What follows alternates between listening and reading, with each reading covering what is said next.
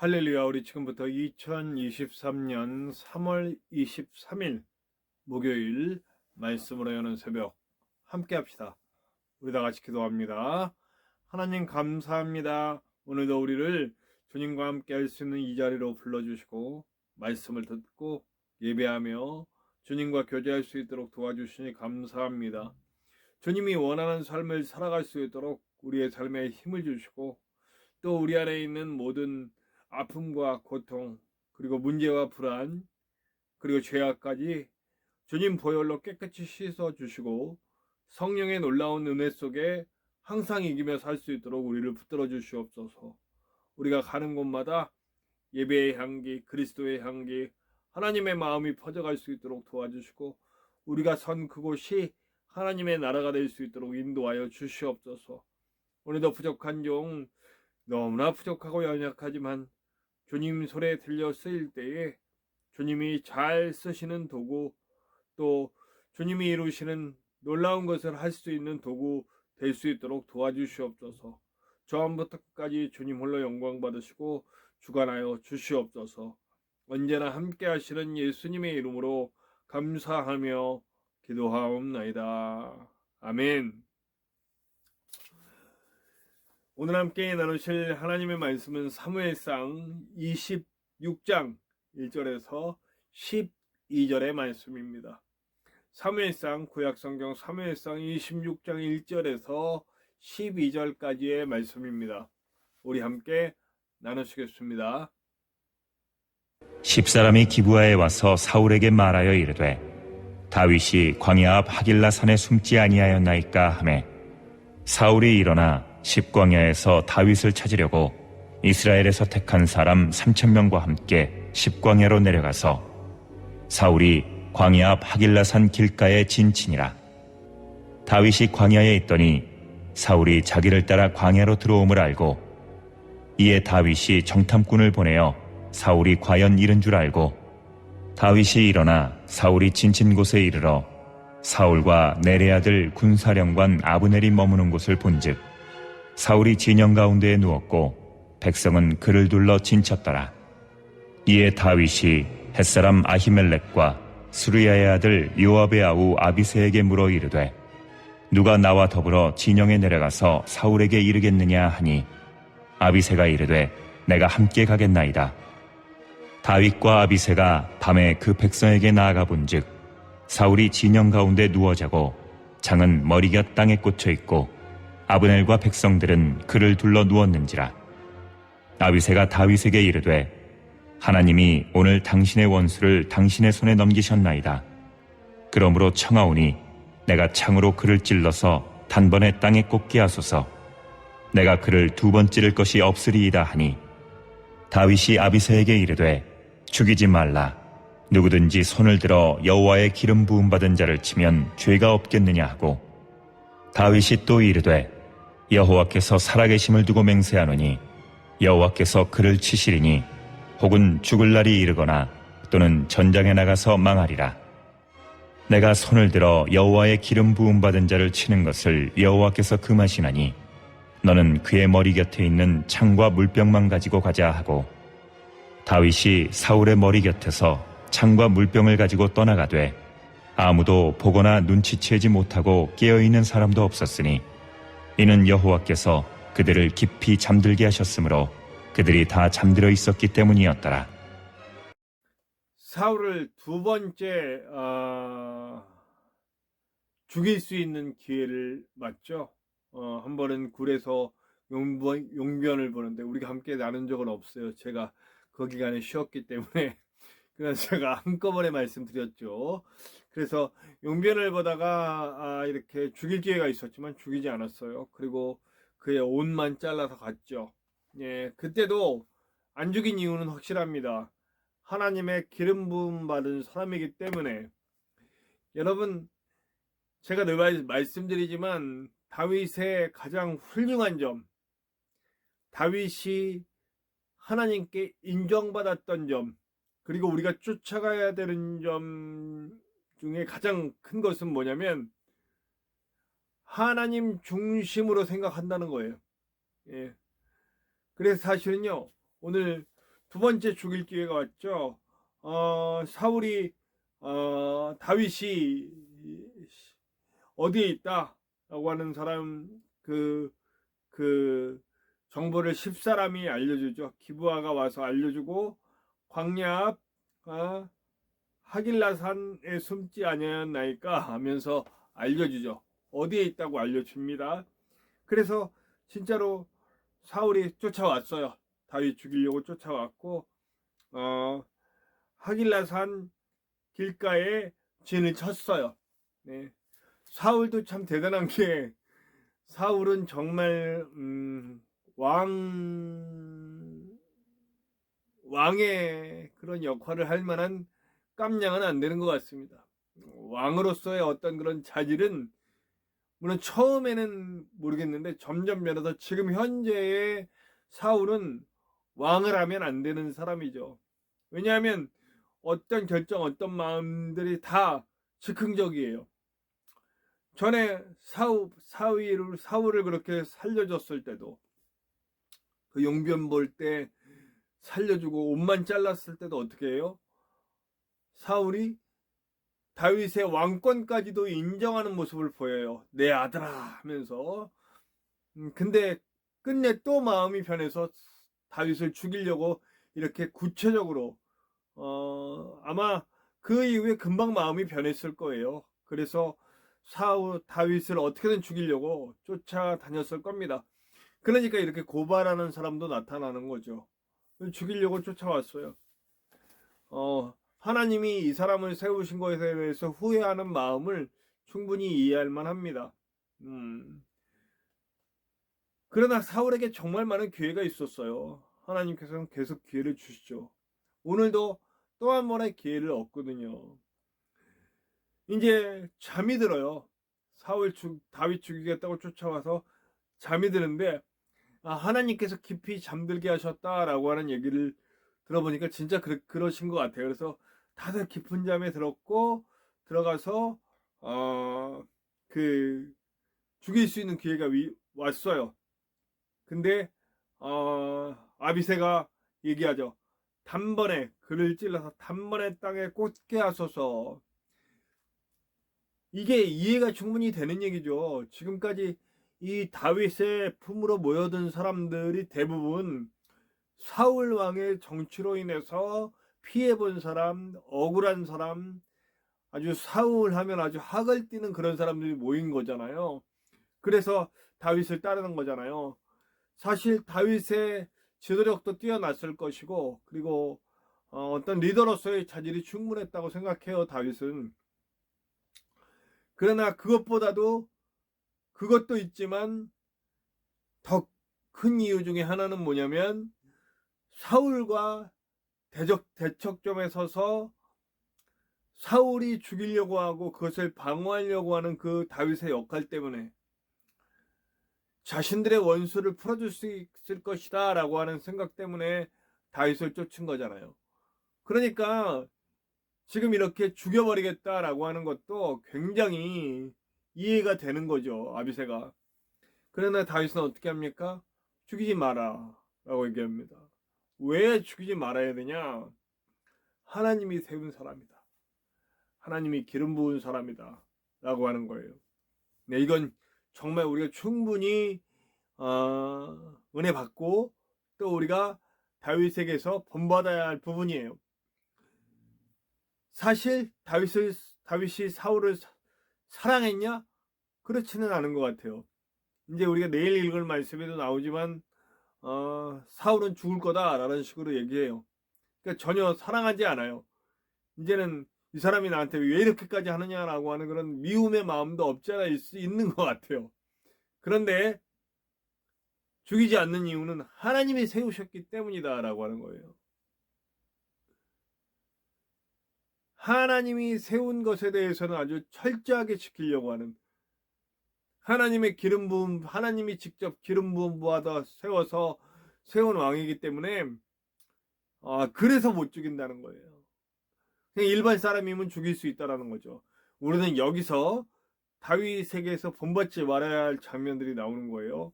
방금 전에도 나발의 가족을 몰살시키려고 하는 계획을 세웠었잖아요. 하나님이 기름 부어 세운 사람이기 때문에 죽이지 못하지만 하나님이 기름 붓지 않은 사람은 죽일 수 있다라는 논리가 성립되잖아요. 그러면 다윗은 정말 하나님의 마음을 아는 걸까? 제가 다윗을 좋아합니다. 좋아하고 다윗의 예배자로서의 다윗, 또 하나님 중심으로서의 다윗 좋아하지만 한 걸음 더 나아가야 된다라는 얘기를 하기 위해서 제가 이 얘기를 하는 겁니다. 다윗을 온전하게 다 존경할 수만은 없는 부분들이에요. 하나님의 뜻을 쫓는다라고 하면서 사람 죽이는 발이 너무 쉬웠어요. 그래서 하나님이 결국 너의 그 피 때문에 나는 너로 인해서 너가 짓는 성전은 받을 수가 없다 라고 말씀해서 끝내 성전을 그렇게 애타게 성전을 짓고 싶고 하나님 전에 살고 싶고 뭐 이런 얘기를 그렇게 수도 없이 노래하고 수도 없이 준비하고 그렇게 했음에도 불구하고 난 네가 짓는 성전은 못 받는다 라고 하신 이유가 바로 이런 거라는 거예요. 너무나 사람들의 목숨을 쉽게 뺏었어요. 어떤 목적을 위해서고 또 어떤 사람들은 악인들도 있었지만 그것은 하나님이 원치 않는 것이었거든요. 이게 급사 뭐랑 비슷하냐면요. 율법주의랑 비슷한 거예요. 하나님이 기름 부은 자 받은 자는 죽일 수 없고 하나님이 기름 붓지 않은 자는 죽일 수 있다라고 하는 논리. 안식일법이나 무슨 뭐 여러 가지 율법들의 조항들을 지킬 때 그 지키기에 급한 거예요. 사실 사울을 살리는 것도 사울을 사랑하고 그 영혼을 불쌍히 여겨서 살리는 것이 아니라 단지 하나님이 기름을 부으셨기 때문에 죽일 수 없다라는 거예요. 이게 율법주의죠. 유대인들이 한 일이에요. 하나님의 마음을 진짜 알았다면 하나님이 얼마나 인간을 사랑하시고 하나님이 얼마나 온 인류를 구원하시기 원하시는 마음을 알았다면 사람 죽이는데 이렇게 발 빠르지 않아요. 나발이 좀 그런 식으로 했더라도 그의 가족을 다 죽여버리겠다고 달려들는 사람이 돼서는 안 된다는 거죠. 우리가 말씀을 보고 말씀을 지킬 때 누구는 사랑할 수 있는 사람이고 누구는 사랑할 수 없는 사람이고 그러면서 정죄를 일삼고 차별을 일삼고 이런 일들을 지금 우리가 하고 있다면 우리는 정말 하나님의 뜻대로 사는 사람은 아닌 것 같아요. 예수님 믿는다고 하면서 신적으로 하나님의 마음을 모른다면 참 안타까운 일이죠. 이렇게 얘기하는 저조차도 사실은요, 저도 모르게 차별과 또 정죄를 일삼았었어요. 지금도 제 마음 한켠에는 그런 부분이 없지 않아 있어요. 그래서 제 이 마음 주님 씻어주시고 고쳐주시고 주님 마음으로 바꿔주시옵소서 이렇게 합니다. 저도 모르게 장애인들 보면 찡그려지고 불편해지고 저 자신도 청각 장애인이면서 지체가 부자유한 사람들 보면 정말 그들에 대한 사랑과 그걸 느끼면서 그들을 도우려고 하는 것보다 저도 모르게 제 마음 중심에 그런 분들을 볼 때 불편하고 거부감이 드는 마음은 이게 죄된 본성 때문에 그런 것 같아요. 그런 뭐 장애인들 뿐이겠습니까? 뭐 피부가 다른 사람들 또 뭐 여러 가지 이유로 이렇게 불편한 사람들을 대할 때 저도 모르게 그런 마음이 생기는 것은 그럴 때마다 그런 마음이 생길 때마다 또 회개를 할 수밖에 없는 제 자신을 발견하거든요. 어쩌면 이거는 또 문화적인 것도 있을 것 같아요. 제가 만약 미국에서 살면서 여러 어떤 민족을 만나고 또 여러 다양한 상황들을 만나면서 그들과 함께하는 법을 잘 배웠으면 제가 그런 데에 대한 거부감이 없을 텐데 저는 단일민족 국가라고 하는 한국에 태어나서 요즘은 물론 저는 지금 공장에서도 많은 외국인들을 봅니다. 감사하게도 외국인들과 저는 굉장히 잘 지내요. 말은 안 통해도 그냥 웃고 막 인사하고 하이파이브하고 이런 일들을 막 해요. 제가 막 스스로 다가가서 그 사람들도 저를 굉장히 좋아합니다. 예.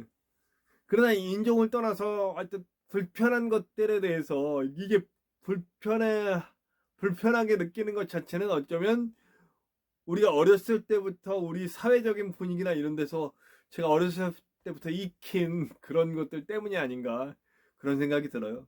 그래서 이걸 뛰어넘기 위해서는 하나님의 은혜가 필요한 거고 정말 하나님의 뜻을 알아가는 게 필요한 거죠.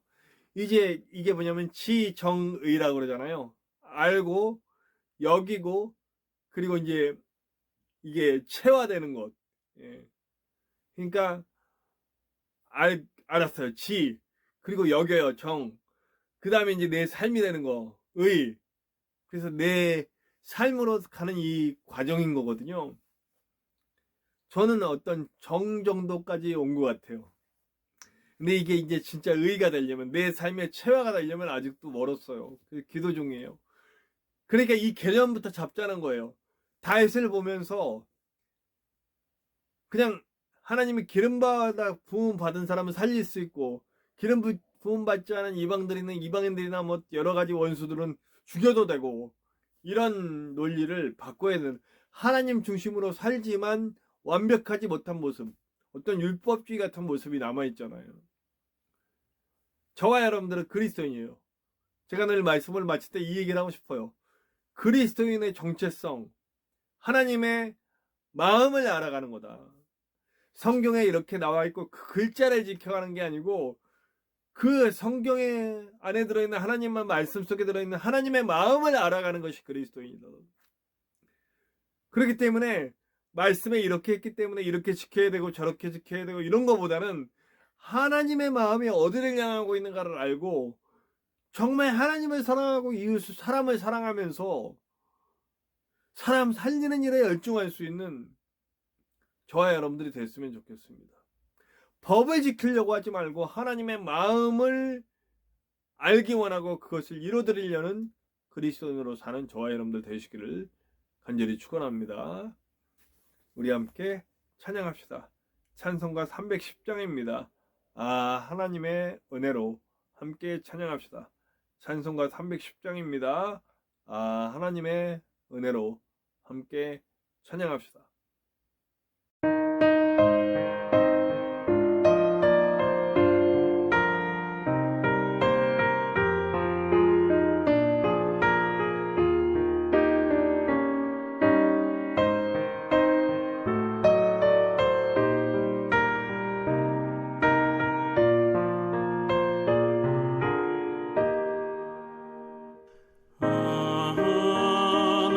하나님의 은혜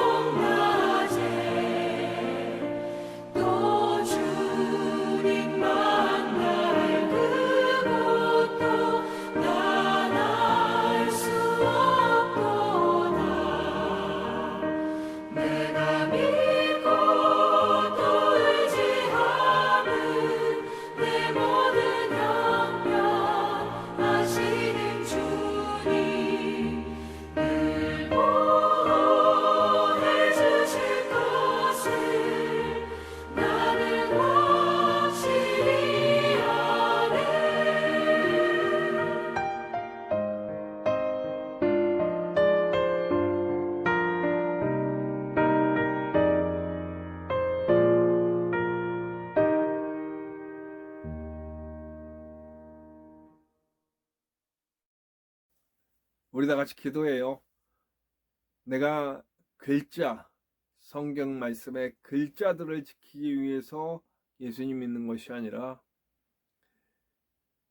예수의 보혈로 부음받고 새 사람이 된 나는 하나님의 마음을 알아가고 하나님의 마음을 내 마음에 담고 하나님의 마음이 내 삶이 되는 사람이 될 수 있도록 도와주시옵소서. 함께 기도합시다. 우리 그렇기 때문에 우리는 많은 이들을 위해 기도해야 돼요. 이태원에서 가족을 잃고 아직도 투쟁을 하고 있는 그분들을 위해 기도해야 돼요. 그분들에게 손을 내밀어야 돼요.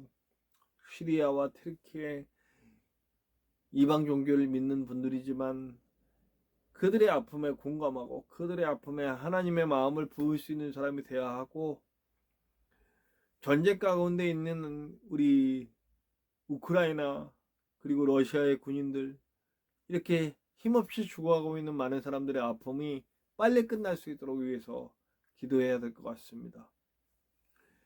이 땅에 복음을 잃어가고 그저 글자만 지키려고 하는 교회들, 율법주의화 되어가고 있는 교회들을 위해 기도해 주시고요.